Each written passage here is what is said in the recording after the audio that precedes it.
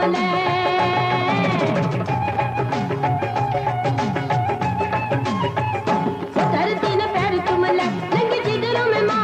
वालेकुम, तुसी वेख रहे हो ज़फ़र भाई ऑफिशियल चैनल। लो जी, अज का किस्सा, अज की कहानी लैके मैं फिर हाज़िर खिदमत।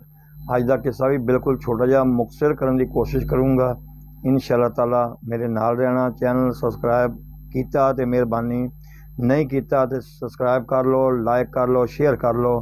आप अपना किस्सा शुरू करिए जनाब।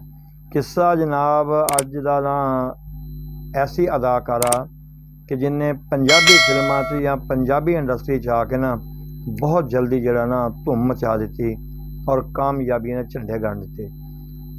हाँ जी जनाब, उस अदाकारा का नाम हैगा नादरा बेगम। नादरा जनाब जो फिल्म इंडस्ट्री च आई है उन्होंने बहुत ज़्यादा तरले नहीं करने पे, बस जल्दी जल्दी जरा ना वो फौज वास्ते कामयाब हो गई। और कामयाबी भी इस तरह के जिमें सुपरस्टार लोगों को कामयाबी मिलती है, इस तरह कामयाबी मिली। उन्होंने एक छोटा जिहा वाकया वा, इस वास्ते वो कामयाब भी जल्दी हो गई सी क्योंकि वो पिछे भी एक राज सी कि आखिर राज की सी। उन्हें ऐसा किहड़ा काम ऐसा किया कि जिहड़ा ना जिहदी वजह तो सुपरस्टार आउंदे ही हो गई। उसदी भी एक वजह हुंदी आ।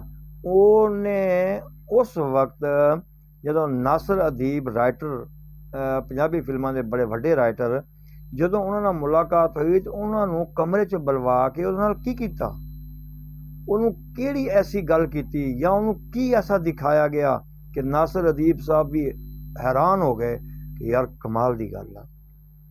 गल यह है जनाब कि कामयाबी जिहड़ी है ना, वो कहते ना कि जे खौफ आ डर वा तो फिर कामयाबी थोड़ी मुश्किल हुंदी आ।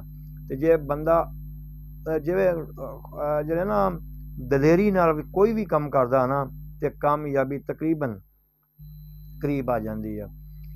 इन्हां दे नाल भी एक ऐसा ही वाकया पेश आया। असल तो नासिर अदीब साहब तुहानूं पता ही है कि वो बहुत ज़्यादा फिल्मां दे राइटर हैगे आ। जिन्नियां कामयाब तरीन फिल्मां ना, मैं तो यार शायद दूसरियां फिल्मां दा भी जिक्र कर जावां मैनूं पता नहीं लगना, क्योंकि इन्नियां फिल्मां उन्हां दियां मौला जट, जिद्दी जट, वैशी जट ते जट दा खड़ाक, वैशी गुजर, यार केड़ी केड़ी फिल्म का मैं नाम लवां मारना, मैं तो पोस्टर भी नहीं दिखा सकता क्योंकि इन्ना टाइम जरा ना वो नहीं मिलता पोस्टर दिखाने वास्ते। कामयाब फिल्मां दे राइटर और जिहड़ा हदायतकार यूनस मलिक, हसन अस्करी और इस तरह के एक दो नाम होर है जो पंजाबी जिन्होंने कमाल की। लेकिन रोमांटिक फिल्मां दे विच जिहड़ा अल्ताफ हुसैन साहब सी ना वो कमाल का हदायतकार से। देखो गल आपां ये करनी आ कि वो वाकया की होया सी, किहड़ी ऐसी चीज़ सी जिहड़ा नासिर अदीब साहब भी देख के ना कहना कि मैं हैरान रह गया कि यार ये किस तरह हो सकता भला। हुण देखो जी, बंदा दो चीज़ां लैके फिल्म इंडस्ट्री च आउंदा, किवें? एक तो शोहरत लैण वास्ते, मकसद इस वास्ते आउंदा इंडस्ट्री च, एक तो मैनूं शोहरत मिल जाएगी, पर उस तो ज़्यादा उहदा शौक हुंदा मेरे को बहुत सारा पैसा होएगा और मैं पैसा कमावांगा, लखपति होवांगा, कोठियां कारां गड्डियां होणगियां। और नादरा दा बेसिक तलक दसदे आ कि भी ये हीरा मंडी नाल तलक सी उहदा। मकसद ये कहानियां या किस्से दस रहे। चलो जी, वो उनका जाती फेल सी। आपां गल कर रहे हैं फिल्म इंडस्ट्री की। फिल्म इंडस्ट्री जदों नादरा दा आउणा होया ना, मकसद ये लोग आउंदे आ शोहरत वास्ते, पैसे वास्ते, लेकिन कहते आ कि वो पहले ही बहुत ज़्यादा पैसे वाली सी। गड्डियां कारां तो उसको पहले ही सी, कोठियां पहले ही सी। मकसद ये उन्होंने सिर्फ बस कोई हदायतकार अल्ताफ हुसैन वर्गा या कोई दूसरा डायरैक्टर ले आया चेहरा देख के वह अच्छा, लो जी वो फिल्म इंडस्ट्री च आ गई। मकसद ये वो कम करद्या हुण देखो वो फिल्म जी हैगी आ पुत्र जग्गे का, वो तुहाडे सामने आ। होर फिल्मां भी बहुत ज़्यादा, मैं क्योंकि फिल्म के वास्ते आया नहीं, मैं तुहानूं थोड़ी जी वाकया सुनाउणा। हुण देखो नासिर अदीब साहब दस रहे आ कि मैं ना किसी फिल्म के सिलसिले नाल उन्होंने मिलना सी ते पुछना सी उन्होंने भी उहदे कोल टाइम लईए या की गल करिए उन्हां च ते अपना काम कर। हालांकि हीरा उन्होंने पुछण की जरूरत नहीं हुंदी क्योंकि वो वड्डे जिहड़े ਫਿਲਮ ਸਾਜ਼ ਹੋ ਗਏ, ਰਾਈਟਰ ਹੋ ਗਏ, ਹਦਾਇਤਕਾਰ ਹੋ ਗਏ, ਉਹਨਾਂ ਦਾ ਇਸ਼ਾਰਾ ਹੀ ਕਾਫੀ ਆ। ਲੇਕਿਨ ਉਹ ਦੇਖੋ ਉਸ ਅਦਾਕਾਰ ਦੇ ਅੰਦਰ ਇੱਕ ਆਪਣਾ ਜਿਹੜਾ ਨਾ ਇੱਕ ਮਾਣ ਸੀ ਕਿ ਨਹੀਂ, ਮੈਂ ਦੀ ਕੋਈ ਫਿਲਮ ਨਹੀਂ ਕਰ ਸਕਦੀ। ਉਹਨੂੰ ਜਾ ਕੇ ਪੁੱਛਿਆ ਵੀ ਇਹ ਫਿਲਮ ਕਰਨੀ ਆ, ਤਿਆਰ ਆ ਤੂੰ? ਉਹ ਕਹਿੰਦਾ ਜੀ ਇਸ ਤਰ੍ਹਾਂ ਨਹੀਂ ਤਿਆਰ, ਮੈਂ ਇਸ ਤਰ੍ਹਾਂ ਫਿਲਮ ਨਹੀਂ ਕਰਨੀ ਹੈ। ਕਹਿੰਦੇ ਵੀ ਸ਼ਾਇਦ ਕੋਈ ਡਿਮਾਂਡ ਆ ਪੈਸੇ ਦੀ।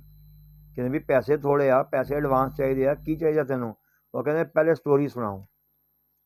ਉਹ ਕਹਿੰਦੇ ਕਮਾਲ ਹੋ ਗਏ, ਤੂੰ ਤੇ ਸਟੋਰੀ ਐਂ ਸੁਣ ਲਈ ਜੇ ਪਤਾ ਨਹੀਂ 200 ਫਿਲਮਾਂ ਦੀ ਖਾਲਕ ਆ। 2-4 ਤੇਰੀਆਂ ਫਿਲਮਾਂ ਨੇ ਪਹਿਲੇ ਬਣੀਆਂ ਤੇ ਤੂੰ ਸਟੋਰੀ ਸੁਣਾਓ। ਉਹ ਕਹਿੰਦੇ ਜੀ ਨਹੀਂ, ਸਟੋਰੀ ਨਹੀਂ ਸੁਣਾਓਗੇ ਤਾਂ ਕਿਸੇ ਹੋਰ ਕੋ ਕਰਵਾ ਲਓ, ਮੈਂ ਨਹੀਂ ਕਰਨੀ। ਯਾਰ ਅਸੀਂ ਬੜੇ ਹੈਰਾਨ ਹੋਏ ਵੀ ਤੈਨੂੰ ਫੀਸ ਦੇ ਰਹੇ ਆ, ਤੇਰੀ ਫੀਸ ਆ ਫੜ ਕੇ ਨਹੀਂ। ਉਸ ਉੱਥੇ ਨਾਦਰਾ ਨੇ ਗੱਲ ਕੀਤੀ। ਨਾਦਰਾ ਕਹਿੰਦੀ ਕਿ ਨਾਸਰ ਸਾਹਿਬ, ਗੱਲ ਪੈਸੇ ਦੀ ਨਹੀਂ ਹੁੰਦੀ, ਕੋਈ ਇਮੇਜ ਵੀ ਹੁੰਦਾ, ਕੋਈ ਅੱਗੇ ਕਾਮਯਾਬੀ ਦੇ ਇਮਕਾਨ ਵੀ ਹੁੰਦੇ ਆ। ਜੇ ਗੱਲ ਪੈਸੇ ਦੀ ਤੇ ਆਓ ਮੇਰੇ ਨਾਲ। ਉੱਥੇ ਇਹ ਗੱਲ ਸੀ ਜੇ ਨਾਸਰ ਅਦੀਬ ਸਾਹਿਬ ਨੂੰ ਅੰਦਰ ਲੈ ਗਈ। ਅੰਦਰ ਜਾ ਕੇ ਕਹਿੰਦੇ ਆ ਕਿ ਇਹ ਨਾਸਰ ਸਾਹਿਬ ਦੇ ਕਹਿਣੇ ਆ ਕਿ ਜਦੋਂ ਉਹਨੇ ਗੱਲ ਕੀਤੀ ਨਾ, ਤੁਸੀਂ ਸਿਰਫ 1,50,000 ਲੈ ਕੇ ਆ ਗਏ ਹੋ ਜੀ, ਮੈਂ ਤੁਹਾਡੀ ਜੈਸੀ ਮਰਜ਼ੀ ਫਿਲਮ ਦੋਗੇ ਮੈਂ ਹਾਂ ਕਰ ਦੇਵਾਂਗੀ। ਨਹੀਂ, ਇਸ ਤਰ੍ਹਾਂ ਨਹੀਂ ਹੁੰਦਾ। ਜੇ ਗੱਲ ਪੈਸੇ ਦੇ ਵਾਸਤੇ ਨਹੀਂ ਨਾ, ਮੈਂ ਪੈਸੇ ਵਾਸਤੇ ਕਰਦੀ ਹਾਂ, ਬਸ ਇੱਕ ਸ਼ੌਕ ਸ਼ੋਹਰਤ, ਬਸ ਲੋਕਾਂ ਦਾ ਮਿਲਣਾ ਗਿਲਣਾ। ਕਹਿੰਦੇ ਉਹਨੇ ਤਕੀਆ ਸਰਾਣਾ ਤਕੀਆ ਐਵੇਂ ਖੋਲਿਆ ਤੇ ਐਂ ਡੋਲਿਆ ਤੇ ਤਕੀਆ ਸਾਰਾ ਕਹਿੰਦੇ ਸੋਨੇ ਨਾਲ ਭਰਿਆ ਹੋਇਆ। ਔਰ ਇਸ ਤਰ੍ਹਾਂ ਦਾ ਹੀ ਪਤਾ ਨਹੀਂ 2-3 ਤਕੀਏ ਐਵੇਂ ਸੜਿਆ ਤੇ ਰੱਖੇ ਸੀ ਜਿਹੜੇ ਸੋਨੇ ਨਾਲ ਭਰੇ ਹੋਏ ਸੀ। ਤੇ ਇੱਕ ਹਿਸਟਰੀ ਇਹ ਵੀ ਦੱਸ ਰਹੀ ਹੈ ਕਿ 200-250 ਕਿਲੋ ਸੋਨਾ ਸੀ ਉਹਦੇ ਕੋਲ। ਠੀਕ ਹੈ ਜੀ, ਅੱਲਾ ਮਾਫ ਕਰੇ, ਇਹ ਰੱਬ ਜਾਣੇ ਹੁਣ 200-250 ਤੋਲੇ ਸੀ ਜਾਂ ਕਿਲੋ ਸੀ, बढ़ाने वाले बढ़ा देंगे है ना बहुत ज़्यादा। उन्होंने कहा मैं पैसे वास्ते नहीं कर रही, पहले स्टोरी सुनाओ, मैनू अच्छी लगी तो मैं फिल्म करांगी, नहीं तो मेरा जवाब आ गल पैसे दी नहीं, पैसा तुसी देख लिया कि पैसे के वास्ते मेरे को दोबारा कभी नहीं आना। तो हिस्टरी जनाब तुहानू इंशाअल्लाह फिर कभी नाज़र सुनावांगे, कित्थों चली कित्थे खत्म हुई, दसना तुहानू यह वाकया कैसा लगा। लेकिन इस तो बाद कुछ अरूज ते जा रहा सी कम कि जिहड़ा ना शायद बाहर के मुल्कों दुबईयों वगैरह आई है, पता नहीं नामालूम कुछ लोगों ने उन रस्ते कत्ल कर दिता, जितों एक अच्छी अदाकारा जिसना फिल्म इंडस्ट्री अच्छी अदाकारा तो महरूम हो गई। वाकया जनाब मैंने दसना कैसा लगा। इंशाअल्लाह किसी नवे वाकया ना फिर हाजिर होवांगे। उन्हीं देर तक अस्सलाम वालेकुम।